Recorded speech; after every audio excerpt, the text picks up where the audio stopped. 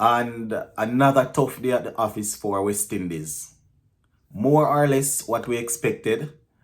The bowlers going out there and putting down an excellent performance, even though we could have went for the jugular a little earlier than we did after having them at 91 for 5. But the bowlers did what they could to bowl out or to restrict Australia for 258 in an ODI game is excellent. Excellent. The batsmen, on the other hand, they were bowled out for a T20 score, 175. 175, my viewers and subscribers. Gonna take you through the scorecard. This is a late update because I spent my time up last night trying to watch the game. And I must say that the bowlers impressed, especially Goodikish Moti. I mean, it's Australia we're talking about, so having them at 91 for 5, you would expect some sort of fight back. But for them to go on and get 258 is a little bit more than we would have liked. But we're going to go through the scorecard anyways. So, West Indies restricted Australia for 258 for 9. And we took wickets at a regular interval, except in the middle to lower order part of their batting lineup. Right, we allowed Sean Abbott to get 69 off 63, and that basically propelled them over the 200 run mark.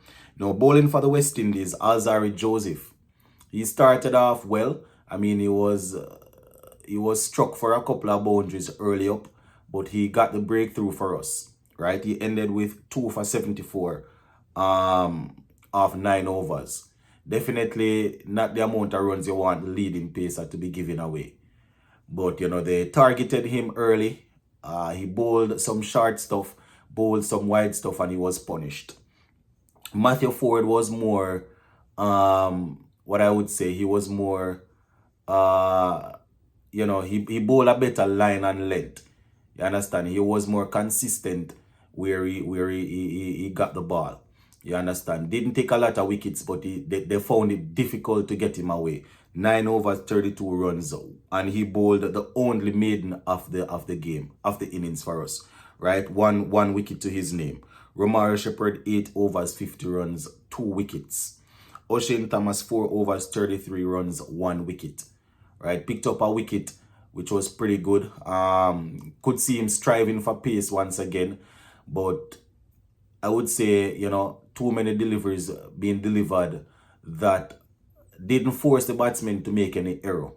So his journey to the top continues. You know, he has to continue working. Goodikish Moti was basically unplayable on that pitch. You understand? When he just got the ball, I heard the commentators saying that this could probably be his day based on how the pitch looked. And he proved to be very, very tricky. You understand? He bowled 10 overs, 28 runs, 3 wickets. 28 runs. If you give away 28 runs in a T20 game with 4 overs, you are celebrating. You understand? Much less a 50 over game where you're bowling 10 overs. 10 overs, 28 runs, 3 wickets. He varied his pace. You understand? Varied it brilliantly.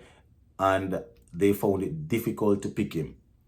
Raston Chase, 10 overs, 40 runs. You understand? He was good in the field. You know, took a brilliant catch. Was good on the ground balls. Did a job with the ball. Didn't pick up any wickets, but did a job with the ball. So we got them 258 for 9.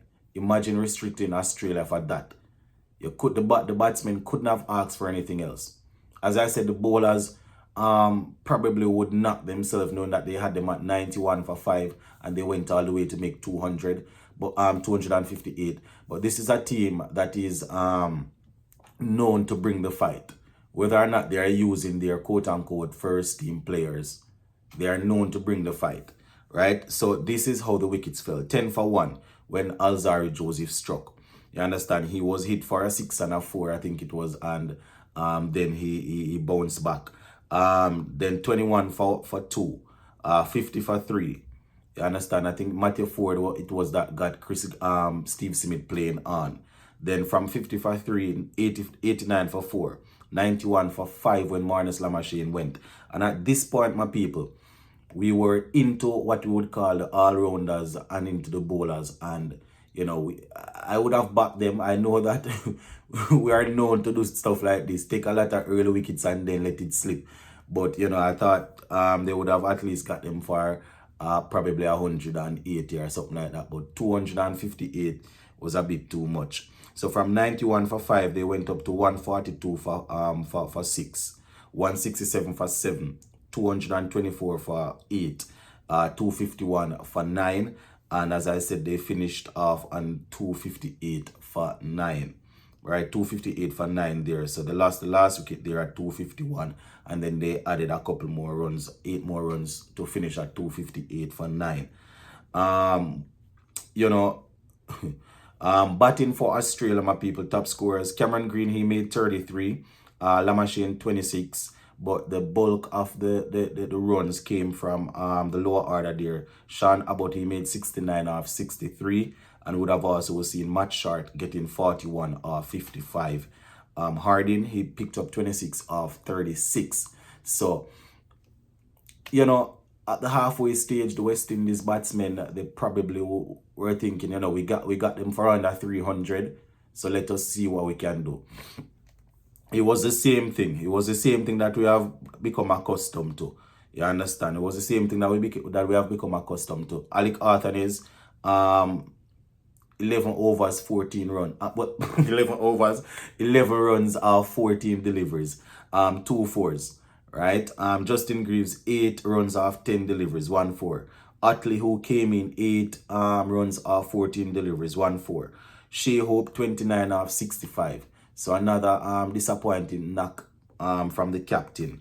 The batting came with Casey Carty once again. He was the one that basically tried to hold things together when wickets were tumbling left, right, and center. He made 40 off 51, 2 fours and 1 6. And one thing I love about Casey Carty, he's scoring the runs at a good rate.